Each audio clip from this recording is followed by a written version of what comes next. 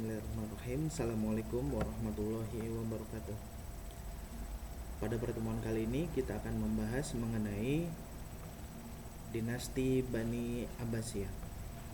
Oke, teman-teman, ini peta kerajaan dinasti Bani Abbasiyah. Sebelumnya kita sudah membahas mengenai kerajaan atau dinasti Bani Umayyah sebelum dinasti Abbasiyah. Nah, kalau teman-teman mengikuti di pelajaran kelas 1 atau kelas 10 itu peta Arab atau peta penyebaran Islam itu hanya ada di sekitar Jazirah Arab sini. Oke. Nah, ketika sudah mencapai Bani Abbasiyah itu sudah begitu luas, sudah mencapai Afrika Utara sebagian, juga ke arah atas ini sampai Khurasan dan Balkh, India. Oke, nah teman-teman, di Bani Umayyah itu pusat pemerintahannya atau pusat kerajaannya itu ada di Damaskus di sini. Dimana, nah setelah kekuasaan Bani Abbasiyah, mereka memindahkan pusat pemerintahan dari Damaskus ke Baghdad. Walaupun memang terjadi beberapa kali perpindahan ibu kota, pernah ke Kufa, pernah ke Al-Humaimah juga.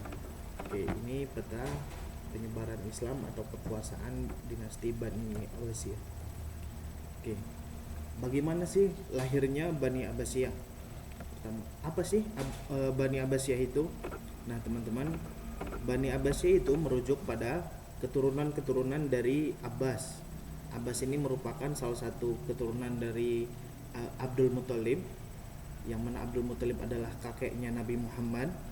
Jadi Abbas sendiri adalah paman Nabi Muhammad SAW, dan keturunan-keturunannya inilah yang mendirikan Bani Abbasiyah menggantikan Bani Umayyah. Kalau kemarin kita sempat bahas Bani Umayyah itu keturunan-keturunan Umayyah. Jadi khalifah-khalifah yang menjabat pada saat Bani Umayyah itu merupakan keturunan dari Umayyah. Nah, sekarang digantikan oleh Bani Abbasiyah yang merupakan khalifah-khalifah yang menjabat itu merupakan keturunan dari Abbas bin Abdul Muthalib. Kapan mulai berdirinya Bani Abbasiyah? Tentu teman-teman, mulai berdirinya Bani Abbasiyah adalah ketika khalifah terakhir Bani Umayyah itu berhasil dikalahkan, yaitu Marwan bin Muhammad yang dibunuh di Mesir, di Fustat, oleh pasukannya Bani Abbasiyah tentunya. Yang sempat kita bahas kemarin, ada beberapa faktor yang melatar belakangi kenapa Bani Umayyah itu bisa runtuh gitu, dan digantikan Bani Abbasiyah. Tercatat terakhir dikalahkan dinasti Umayyah itu pada tahun 132 Hijriah atau bertepatan dengan 750 Masehi, dan berkuasa hingga 656 Hijriah atau 1258 Masehi. Jadi ada sekitar 500 tahun Bani Abbasiyah ini menduduki atau menguasai dunia, dan tentunya nanti berakhir dan digantikan ke Bani selanjutnya. Oke, siapa pendiri Bani Abbasiyah? Tokoh utamanya adalah 3 orang. Yang pertama Muhammad bin Ali bin Abdullah, lalu anaknya Abdullah bin Muhammad bin Ali, di Abdullah bin Muhammad bin Ali bin Abdullah. Yang ketiga adalah siapa? Panglima perangnya Abu Muslim Al-Khurasani. Ini nama asli beliau adalah Abu Muslim, karena berasal dari daerah Khurasan maka disebut Abu Muslim Al-Khurasani. Oke. Di mana awal pergerakan sehingga Bani Abbasiyah bisa lahir? Teman-teman, tercatat ada 3 kota yang dijadikan pusat pada saat itu pergerakannya Bani Abbasiyah. Yang pertama itu Al-Humaimah sebagai pusat organisasi, jadi perkumpulan penyusunan strategi itu di Al-Humaimah. lalu Kufah sebagai kota penghubung atau jalur penghubung, lalu ada Khurasan. Ini daerah asalnya Abu Muslim Al-Khurasani tadi. Jadi Khurasan sebagai pusat gerakan praktis. Artinya pergerakannya Bani Abbasiyah itu secara politik dan secara militer itu dimulai di kota Khurasan, yang dipimpin nanti oleh panglima perangnya bernama Abu Muslim Al-Khurasani tadi. Oke. Mengapa Bani Abbasiyah berdiri menggantikan Bani Umayyah? Ini yang ada 4 hal begitu yang bisa kita jadikan sebagai alasan mengapa Bani Umayyah itu harus digantikan dengan Bani Abbasiyah. Yang pertama, ketidakpuasan pemeluk Islam non-Arab. Jadi teman-teman, kembali sebentar. Khurasan yang dijadikan sebagai pusat gerakan politik praktis oleh Bani Abbasiyah, ini mayoritasnya adalah orang-orang non-Arab, jadi orang-orang Islam non-Arab yang merasakan ketidakadilan dari pemimpin-pemimpin atau khalifah Bani Umayyah. Sehingga Khurasan ini mudah sekali karena dipimpin pun oleh orang Khurasannya sendiri. Jadi dengan satu jiwa, satu korsa begitu, merasakan sama-sama ketidakadilan tersebut, jadi mudah dibawa atau diarahkan untuk menggulingkan Bani Umayyah. Oke. Yang selanjutnya tidak pro rakyat, seperti tadi banyak juga khalifah-khalifahnya yang tidak memiliki kemampuan untuk menjadi khalifah, tapi karena memang pengangkatnya berdasarkan keturunan, maka tetap diangkat begitu, walaupun akhirnya tidak pro rakyat. Yang ketiga, adanya konflik dan penyerangan-penyerangan dari golongan Syiah. Ini salah satunya contoh golongan Syiah.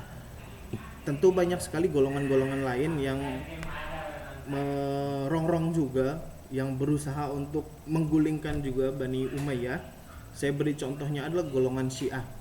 Memang yang kita pelajari, golongan Syiah ini adalah golongan yang menyatakan diri bersetia kepada Ali bin Abi Thalib dan keturunannya.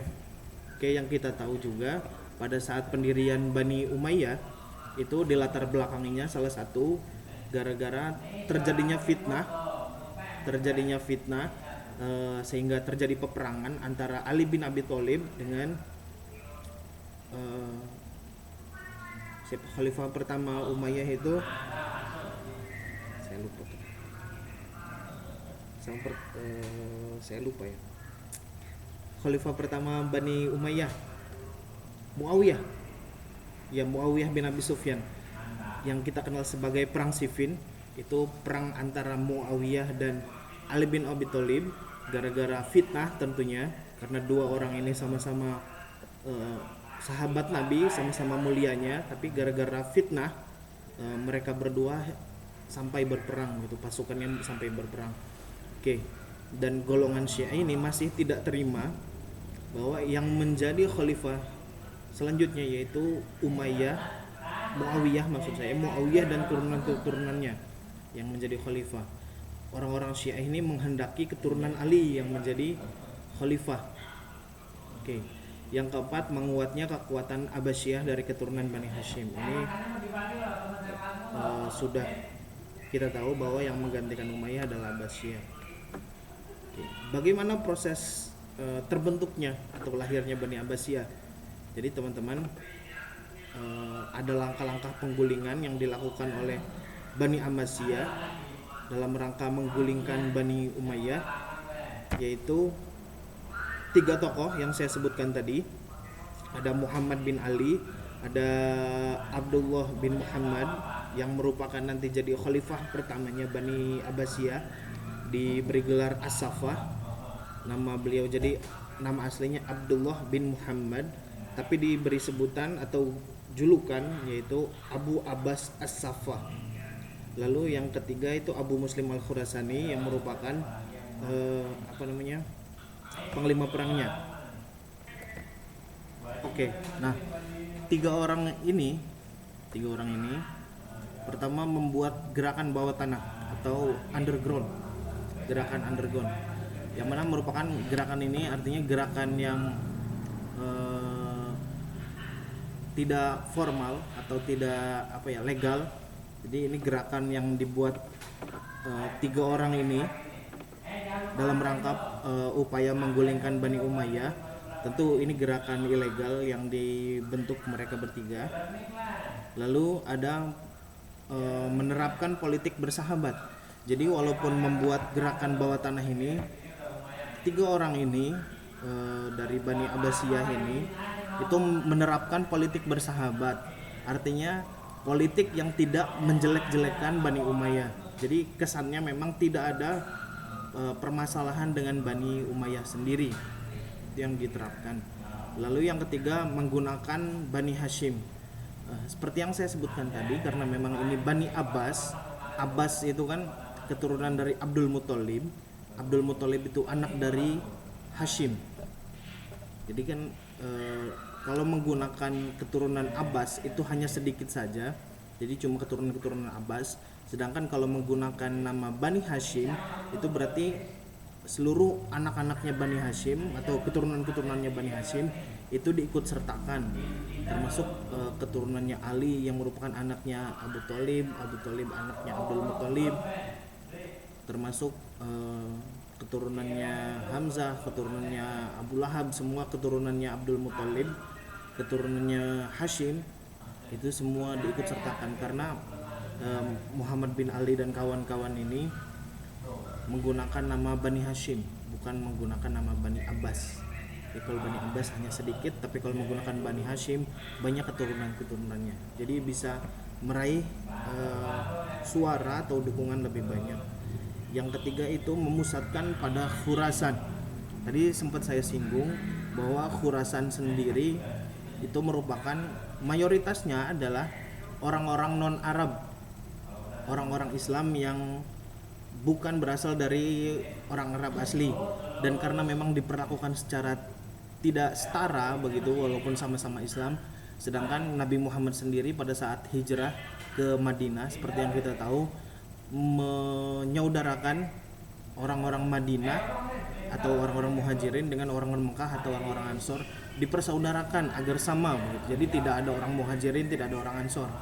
Nah, oleh Bani Umayyah ini khalifah-khalifah di akhir-akhir kekuasaannya itu memisahkan, jadi ada orang Arab asli yang diberi kedudukan lebih, ada juga orang-orang Islam yang non-Arab yang itu dianggap warga kelas 2 atau masyarakat kelas 2. Nah, akhirnya oleh Abu Muslim Al-Khurasani ini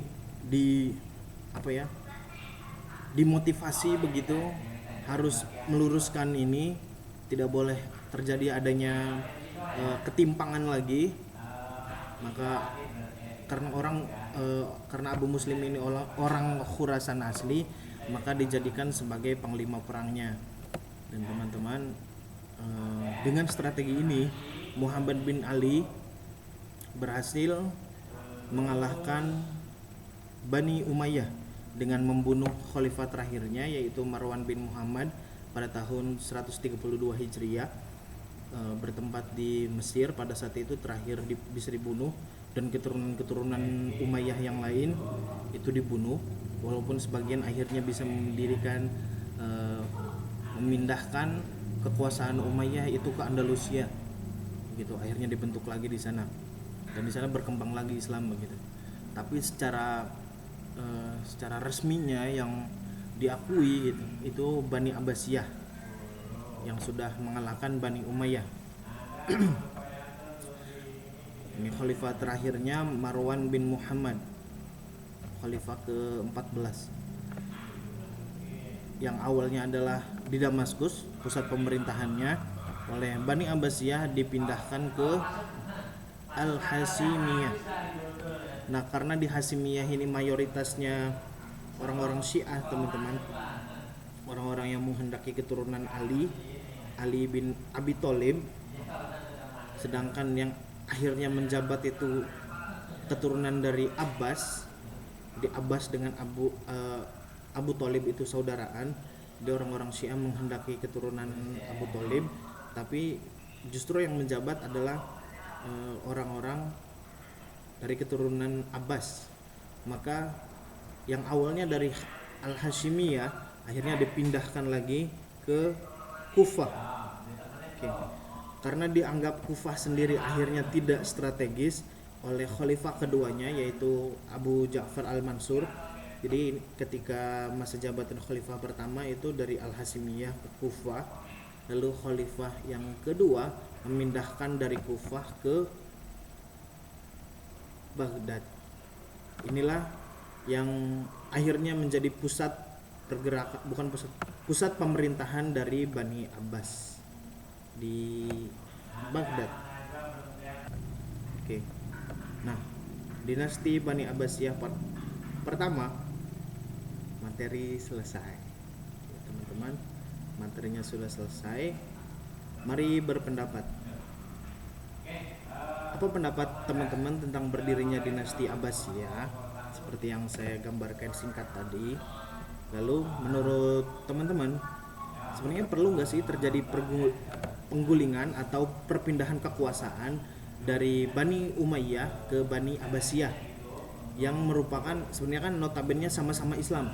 Bani Abbasiyah orang-orang Islam, Bani Umayyah juga orang-orang Islam. Menurut teman-teman harus nggak sih sebenarnya terjadi perpindahan gitu dari Bani Umayyah ke Bani Abbasiyah? Oke, yang merupakan sama-sama Islam gitu. Apa perlu harus ada pembunuhan seperti tadi atau seperti apa menurut teman-teman? Kemukakan alasan teman-teman, tulis jawabannya pada sebuah file, diketik dan dikirim melalui penilaian KI3 pertemuan ketiga pada aplikasi e-learning Kemenag. Oke, nanti sebutkan perlu atau tidaknya, misalnya perlu terjadinya penggulingan tersebut, lalu sampaikan alasannya apa. Kalau misalnya tidak perlu, sampaikan juga, kemukakan juga alasannya apa. Nah, kalau misalnya ada juga yang mau ditanyakan, boleh melalui aplikasi e-learning, dikomentari saja di postingan saya mengenai KI3. Oke, terima kasih. Cukup sekian. Khopun mahal.